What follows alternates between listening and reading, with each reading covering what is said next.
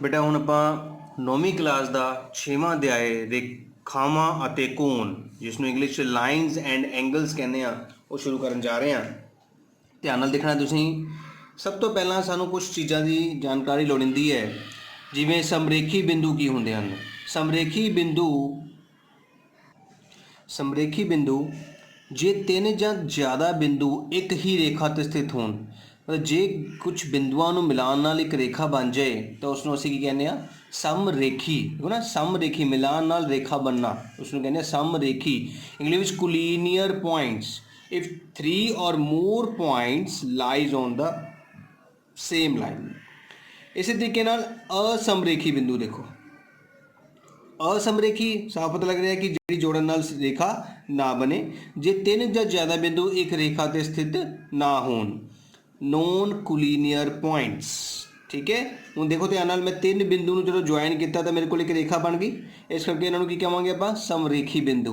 लेकिन इधर तीन बिंदु नूं ज्वाइन करन नाल एक ते एक दो रेखावां बन गईयां, एक रेखा नहीं बनी, इस करके इसनूं असीं कहने आ असमरेखी बिंदु। समरेखी ते असमरेखी क्लीयर हो गया कि जेकर सारे बिंदु नाल मिला के एक रेखा बने तो वह समरेखी है, जे एक तो ज़्यादा रेखावां बनन तो फिर वो असमरेखी है। फिर कुछ आपां कोण बारे जानकारी देनी है तुहानूं, जो कि बहुत जरूरी है। न्यून कोण किहड़े हुंदे ने? वो कोण जिहड़े 90 डिग्री तो छोटे हुंदे आ। देखो ये न्यून कोण है, जिसनों इंग्लिश एक्यूट एंगल बोलते हैं आपां। ये 0 तो लैके 90 के विचकार हुंदा है, 0 ते 90 के विचकार। कोई भी कोण जे 0 ते 90 के विचकार है तो उसनों आपां की कहांगे न्यून कोण या एक्यूट एंगल। ਜਿਹੜਾ कोण बिल्कुल 90 डिग्री के ही बराबर है, बिल्कुल 90 डिग्री, उस कोण नूं असीं कहने आ समकोण या राइट एंगल। पूरा 90 डिग्री होना चाहिए। ਜਿਹੜਾ कोण 90 डिग्री तो वड्डा हो जाए पर 180 डिग्री तो छोटा होवे, उस कोण नूं असीं की कहने आ अधिक कोण। ਜਿਹੜਾ कोण 90 डिग्री तो वड्डा पर 180 तो छोटा होवे। इसी तरह साढ़े को आता है अगला सरल कोण। सरल कोण एक सीधी रेखा नूं कहा जाता है।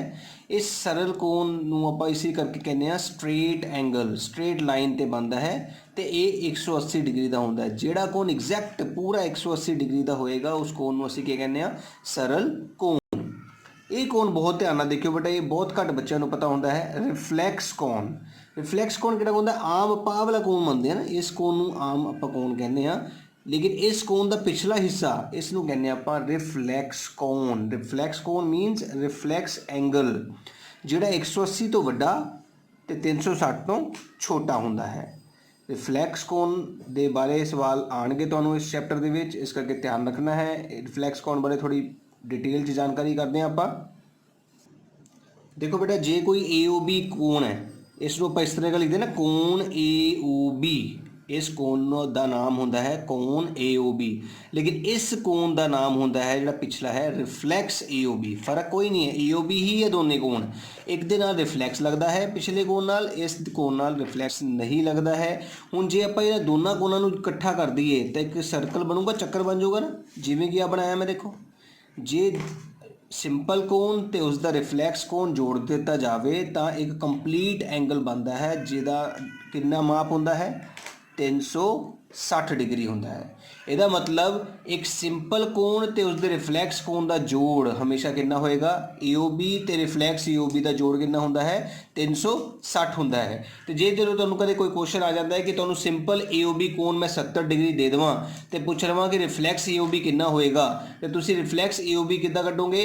सिंपल AOB वाले कोण नूं 360 दे विचों घटा के। मतलब जे इन्हां दोनों दे विचों कोई एक कोण पता है तो दूजा पता करना है तो तुसीं 360 दे विचों घटा के पता कर सकते हो। इस गल का ध्यान रखना है कि जदों भी तुसीं किसी भी कोण का रिफ्लैक्स कढना है तो उस कोण की एक्चुअल वैल्यू नूं 360 दे विचों घटाना पैंदा है, तां ही तुसीं रिफ्लैक्स कोण पता कर सकते हो।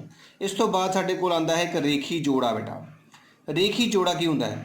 रेखी जोड़ा का मतलब है लीनियर पेयर। इंग्लिश के विच असीं उहनूं की बोलते हैं linear pair of angles.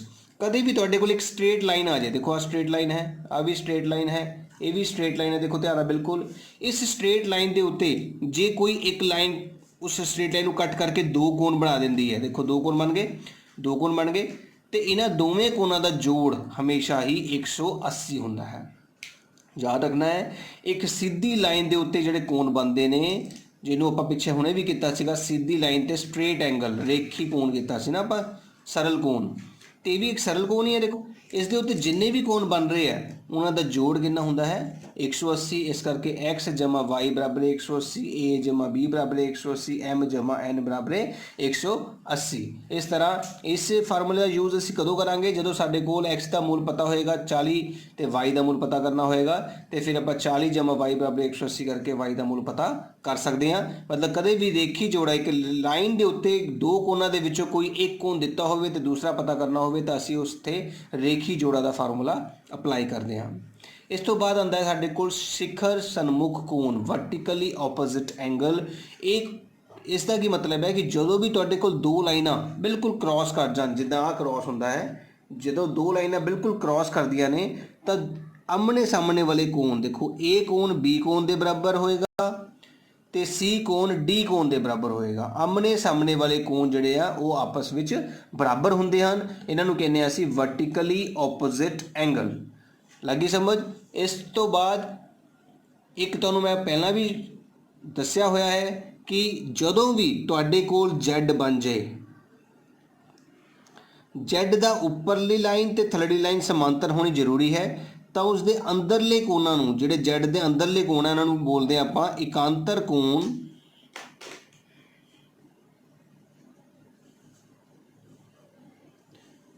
Alternate interior angle. ਇਸ ਚੀਜ਼ ਦਾ ਵੀ ਬਿਲਕੁਲ ਧਿਆਨ ਰੱਖਣਾ ਹੈ ਕਿ ਜਦੋਂ ਵੀ Z ਬਣ ਜਾਏਗਾ ਤੇ ਉੱਥੇ ਅਸੀਂ ਇਕਾਂਤਰ ਕੋਣ ਵਾਲੀ ਪ੍ਰੋਪਰਟੀ ਅਪਲਾਈ ਕਰਨੀ ਹੈ ਤੇ A ਕੋਣ ਤੇ B ਕੋਣ ਆਪਸ ਵਿੱਚ ਕੀ ਹੋ ਜਾਂਦੇ ਨੇ, ਬਰਾਬਰ ਹੋ ਜਾਂਦੇ ਨੇ। ਇੱਕ ਚੀਜ਼ ਹੋਰ ਦੇਖਣੀ ਹੈ ਬੇਟਾ, ਕਦੇ ਵੀ ਤੁਹਾਡੇ ਕੋਲ ਇਸ ਤਰ੍ਹਾਂ C ਬ੍ਰੈਕਟ ਟਾਈਪ ਆਹ ਲਾਈਨ ਤੇ ਆਹ ਲਾਈਨ ਬਿਲਕੁਲ ਸਿੱਧੀਆਂ ਸਮਾਂਤਰ ਹੋਣੀ ਚਾਹੀਦੀਆਂ ਨੇ, ਜਾਂ ਇਸ ਤਰ੍ਹਾਂ ਦਾ ਬ੍ਰੈਕਟ ਬਣ ਜਾਏ, ਜਾਂ ਇਸ ਤਰ੍ਹਾਂ ਦੀ ਬ੍ਰੈਕਟ ਬਣ ਜਾਏ, ਜਾਂ ਇਸ ਤਰ੍ਹਾਂ ਦੀ ਚਾਰੋਂ ਡਾਇਰੈਕਸ਼ਨ ਦੇ ਵਿੱਚ ਕੋਈ ਵੀ ਬ੍ਰੈਕਟ ਬਣ ਜਾਏ, ਤਾਂ ਉਹਨਾਂ ਦੇ ਅੰਦਰਲੇ ਕੋਣ ਜਿਹੜੇ ਦੇਖ ਰਹੇ ਹੋ ਤੁਸੀਂ, ਜਿਹਨੂੰ ਮੈਂ A ਤੇ B ਨਾਮ ਦਿੱਤਾ ਹੈ, ਇਹਨਾਂ ਦਾ ਜੋੜ ਹਮੇਸ਼ਾ 180 ਹੁੰਦਾ ਹੈ। ਇਸ ਨੂੰ ਅਸੀਂ ਬੋਲਦੇ ਹਾਂ ਪੰਜਾਬੀ 'ਚ ਕਾਟਵੀਂ ਰੇਖਾ ਦੇ ਇੱਕੋ ਪਾਸੇ ਬਣੇ ਕੋਣ, ਜਾਂ angle on the same side of transversal. ਇਹ ਥੋੜੀ ਜਿਹੀ ਗੱਲਾਂ ਜਿਹੜੀ ਮੈਂ ਤੁਹਾਨੂੰ ਦੱਸੀਆਂ ਨੇ, ਇਸ ਗੱਲਾਂ ਬਾਰੇ ਤੁਹਾਨੂੰ ਯਾਦ ਹੈ ਤਾਂ ਤੁਸੀਂ ਇਸ ਐਕਸਰਸਾਈਜ਼ ਨੂੰ ਬਹੁਤ ਹੀ ਵਧੀਆ ਤਰੀਕੇ ਨਾਲ ਕਰ ਸਕਦੇ ਹੋ। ਯਾਦ ਰੱਖਿਓ, ਇੱਕ ਇਕਾਂਤਰ ਕੋਣ, ਇੱਕ ਸਿਖਰ ਸਨਮੁਖ ਕੋਣ, ਇੱਕ ਇਸ ਤਰ੍ਹਾਂ ਦੀ ਬ੍ਰੈਕਟ, ਤੇ ਇੱਕ ਲਾਸਟ ਮੈਂ ਹੁਣੇ ਤੁਹਾਨੂੰ ਦੱਸੀ ਸੀ ਉੱਪਰ ਕਿ ਇੱਕ ਲਾਈਨ ਦੇ ਉੱਤੇ ਜੇ ਕੋਣ ਬਣਦੇ ਹਨ ਤਾਂ ਉਹਨਾਂ ਦਾ ਜੋੜ 180 ਹੁੰਦਾ ਹੈ। ਇਸ ਚੀਜ਼ ਦਾ ਵੀ ਧਿਆਨ ਰੱਖਣਾ ਹੈ ਕਿ ਕਦੇ ਵੀ ਇੱਕ ਸਿੱਧੀ ਲਾਈਨ ਦੇ ਉੱਤੇ ਜਿਹੜੇ ਕੋਣ ਬਣਨਗੇ ਉਹਨਾਂ ਦਾ ਜੋੜ ਵੀ 180 ਹੋਏਗਾ, ਜਿਸ ਨੂੰ ਆਪਣੀ ਰੇਖੀ ਜੋੜਾ ਜਾਂ ਲੀਨੀਅਰ ਪੇਅਰ ਕਹਿੰਦੇ ਆ। ਹੁਣ ਆਪਾਂ ਅਭਿਆਸ 6.1 ਸ਼ੁਰੂ ਕਰਾਂਗੇ ਤੇ ਉਹਦੇ ਵਿੱਚ ਇਹੀ ਸਾਰੇ ਮੈਥਡ ਅਪਲਾਈ ਕਰਕੇ ਦੇਖਿਓ, ਬੜੇ ਹੀ ਸੌਖੇ ਤਰੀਕੇ ਨਾਲ ਅਸੀਂ 6.1 ਅਭਿਆਸ ਖਤਮ ਕਰਾਂਗੇ। ਜ਼ਰੂਰ ਦੇਖਣੀ ਹੈ ਤੇ ਇੱਕ ਵਾਰ ਕਾਪੀ ਤੇ ਵੀ ਕਰਕੇ ਦੇਖਿਓ। ਇਹ ਜਿਹੜੀ ਤੁਹਾਨੂੰ ਲਰਨਿੰਗਸ ਦਿੱਤੀਆਂ ਨੇ ਮੈਂ, ਇਸ ਨੂੰ ਅੰਡਰਸਟੈਂਡ ਜ਼ਰੂਰ ਕਰਨਾ ਹੈ। ਜਦੋਂ ਤੱਕ ਤੁਹਾਨੂੰ ਇਹ ਛੋਟੀ ਛੋਟੀ ਗੱਲਾਂ ਦੇ ਬਾਰੇ ਨਹੀਂ ਪਤਾ ਕਿ ਸਮਰੇਖੀ ਕੀ ਹੁੰਦਾ ਹੈ, ਅਸਮਰੇਖੀ ਬਿੰਦੂ ਕੀ ਹੁੰਦੇ ਹਨ, ਕੋਣਾਂ ਬਾਰੇ ਜਾਣਕਾਰੀ ਨਹੀਂ ਹੈ, ਸਰਲ ਕੋਣ ਕੀ ਹੁੰਦਾ ਹੈ, ਰਿਫਲੈਕਸ ਕੋਣ ਕੀ ਹੁੰਦਾ ਹੈ, ਉਦੋਂ ਤੱਕ ਤੁਸੀਂ ਇਸ ਅਭਿਆਸ ਨੂੰ ਆਪਣੇ ਆਪ ਨਹੀਂ ਕਰ ਸਕਦੇ ਤੇ ਮੈਥ ਵਿੱਚ ਬੇਟਾ ਰੱਟਾ ਨਹੀਂ ਲਾਇਆ ਜਾ ਸਕਦਾ। ਧਿਆਨ ਨਾਲ ਦੇਖਿਓ 6.1 ਅਭਿਆਸ।